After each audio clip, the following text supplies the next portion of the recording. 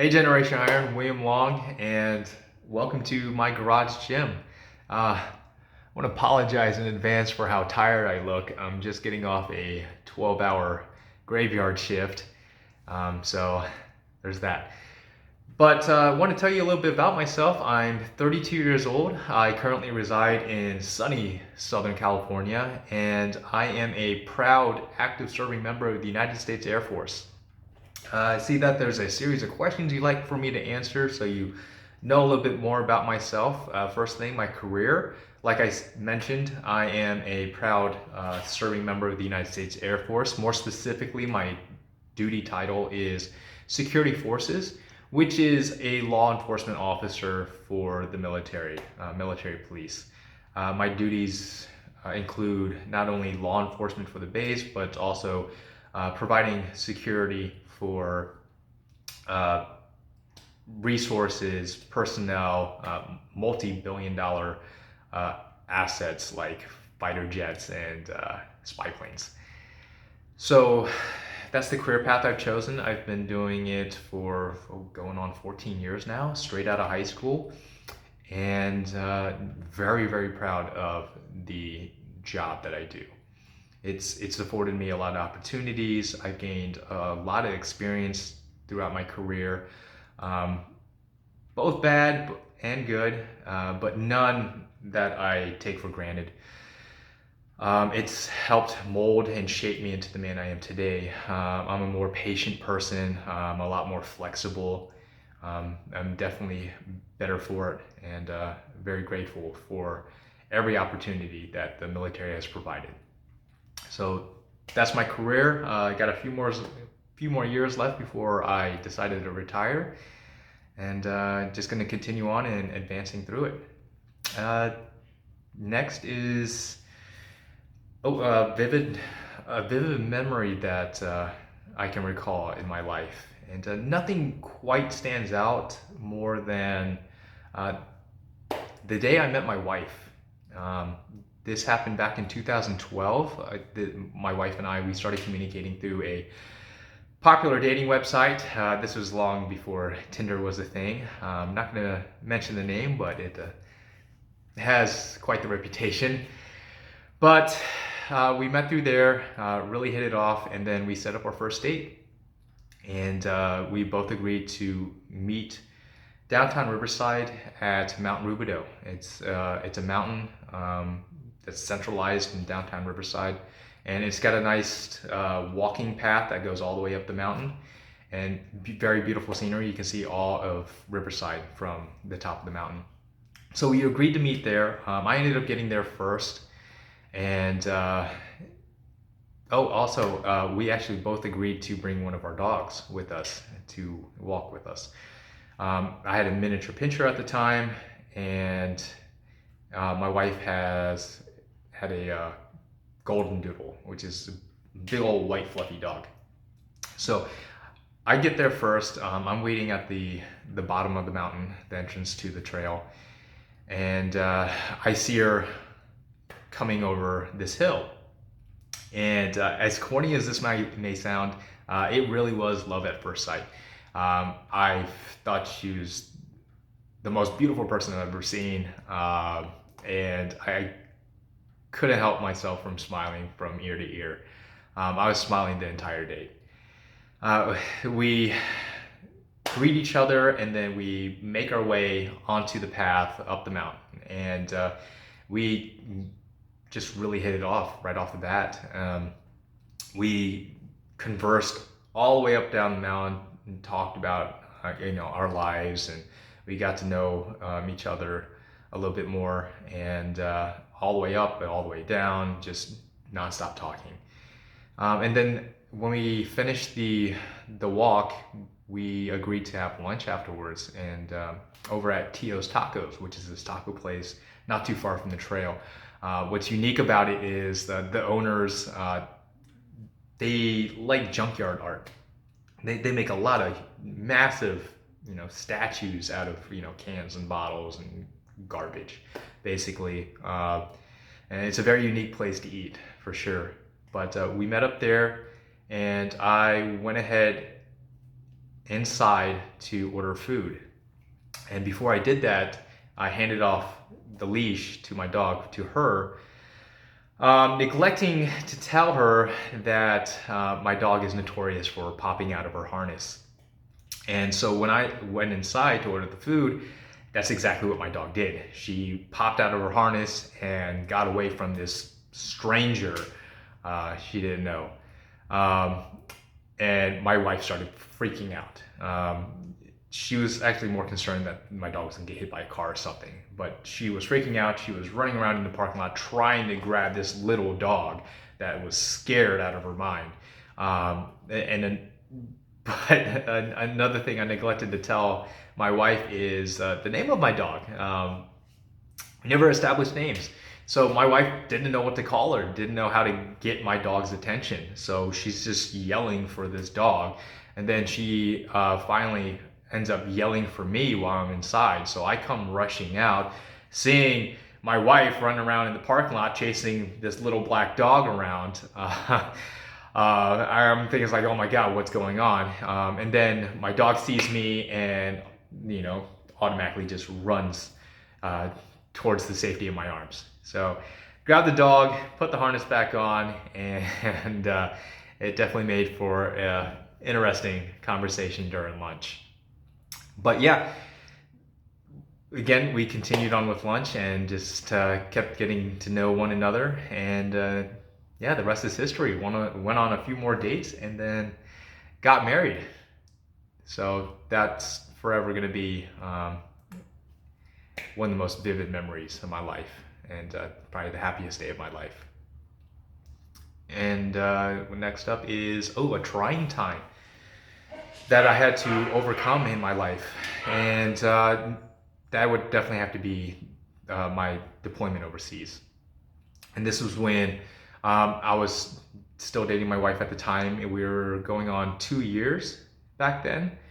And there was a lot of things going on in the Middle East. There's still a lot of things going on in the Middle East. But that wasn't our primary concern. We were more concerned with how this deployment was going to affect our relationship.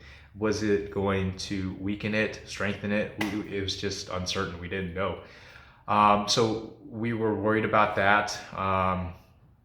Worried about how we were going to keep in contact with each other. And this was definitely, that deployment was definitely a test in our relationship. But we agreed to just take it day by day, one day at a time, and try to keep in contact with each other as much as possible. And we did exactly that. Every opportunity that I got, I made sure that I was, Skyping her, FaceTiming, messaging, calling, just letting her know that I was okay, and telling her about my day. She told me about her day, and it was just continued on with the relationship. And what we were worried about didn't happen. The deployment actually strengthened our relationship. We realized how much we actually missed each other and loved each other. And 8 months later, I returned back from the deployment, and I proposed, and she obviously said yes. And we've been happily married 3 years now. Yeah, I got married summer of 2016. So, definitely a difficult time, but made it through it and came out better for it. So very grateful for that deployment, actually. Next is, bodybuilding. Yeah, my bodybuilding career. So a little bit of where I started. I started competing back in 2011 with the INBA. And I started off in bodybuilding. That was really the only category at the time for men, is bodybuilding. And I did fairly well. I won a few novice classes and a couple opens, but it wasn't until 2012 when I really found my place in the bodybuilding world. And that was the year that Men's Physique was introduced, and it really took off. Nobody knew what Men's Physique was all about. So I went ahead and entered it just to try it out, see what men's physique was about, see if it was a good fit, if I'd had fun or not, and it ended up being just a perfect fit for me. I feel very comfortable. Um, it just fit my physique very well. In bodybuilding, I mean, I had the conditioning, I had good shape and everything, but I just didn't have the size. And men's physique, you don't need the size. You just gotta look good. And fortunate for me, I look pretty good. Um, but it wasn't until the Natural Olympia in 2012 where it like solidified my position in that category, and I found, uh, where I belonged. In 2012 Natural Olympia, that was the first year they introduced the pro men's physique category, and I ended up taking the overall, and I just moved on from there. It was a big moment for me. I mean, it really just solidified my position in that category. And yeah, continued on with the men's physique division and continued to do very well, placing highly at shows. Went on to compete at the 2015 and 2016 Olympia and ended up getting runner up, which it's just bad. It's not what I wanted. I'm always going for first place, but 2017 was the year when I finally gained the title back, and 2017 was a monumentous year for the INBA. It's being the 20th anniversary in 2017. And that's also the year that they gave out the largest cash prize, $10,000.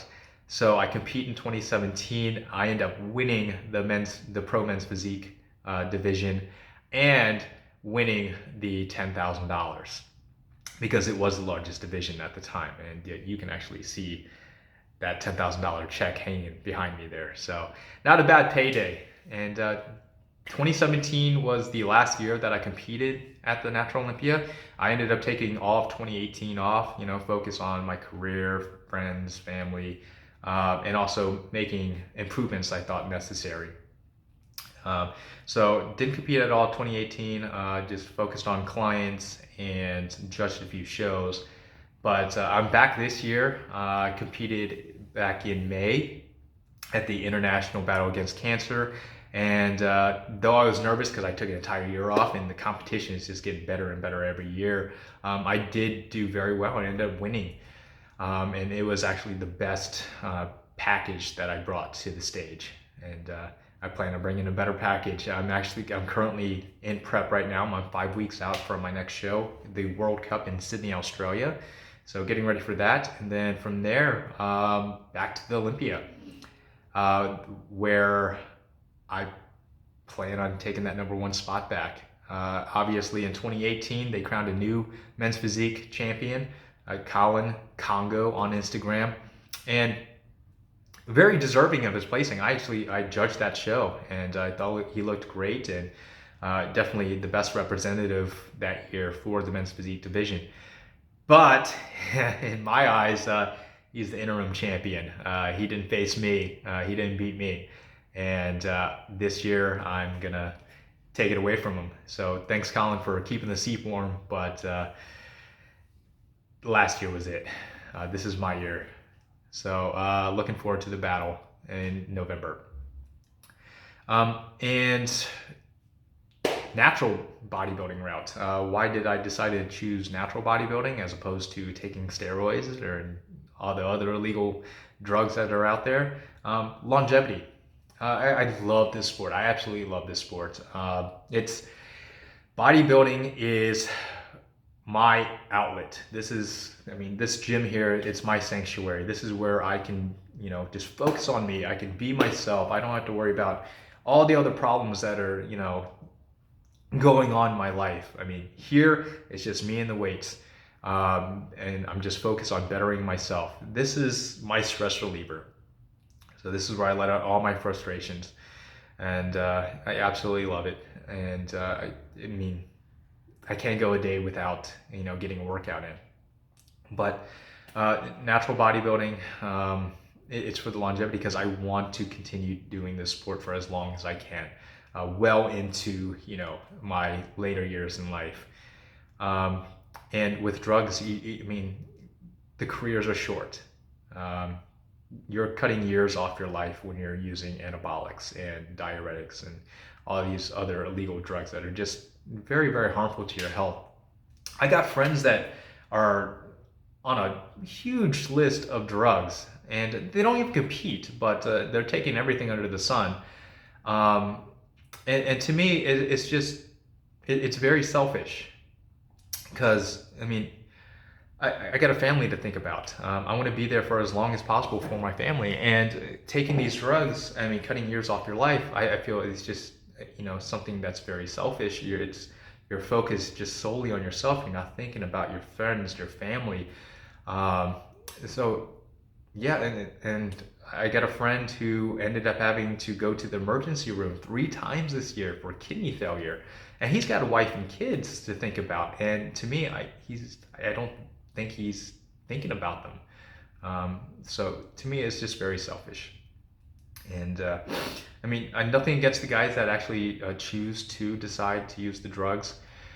I'm a huge bodybuilding fan, tested, non-tested. I'm just a fan of the sport, and it takes, even when you're using drugs, it still takes a lot of hard work and dedication and sacrifice. So, but to each their own. As long as they know, the consequences. I mean, it's on them, and nothing against them. It's just not the route that I choose to take. So that's why I'm sticking with natural bodybuilding. Sticking with the INBA, the world's largest and best tested natural bodybuilding organization. And yeah, I plan on, this is supposed to be a healthy sport, and I plan on staying as healthy as possible for as long as I can. And so that's my, a little bit about me and bodybuilding. A few other things about me. I feel like I'm a pretty easygoing guy, pretty laid back. I don't take things too seriously. Again, I can attribute most of that to my time spent in the military and bodybuilding too. You have to be very, very patient. So I feel like I'm a pretty patient guy, and also very flexible. So again, I don't take things too seriously. I'm pretty laid back. I like to say I'm pretty respectful, and but I am very, very competitive. I'm very competitive, and it's another reason why I love this sport. I love pushing myself and pushing my physical and mental, barriers past their limit. But I want to be the best, and I'm not competing in these shows to come in second. First place is always on my mind, and that's what I'm going for. So I'm a very competitive person, and like I said, Colin, thanks for keeping the seat warm, but I'm taking that title back. So there you have it. I hope I didn't ramble on too long. Again, I can see I'm a little bit tired. I should try to get a nap here before I get a workout in. But I want to thank you for this opportunity, and hope to see you soon. Bye, guys.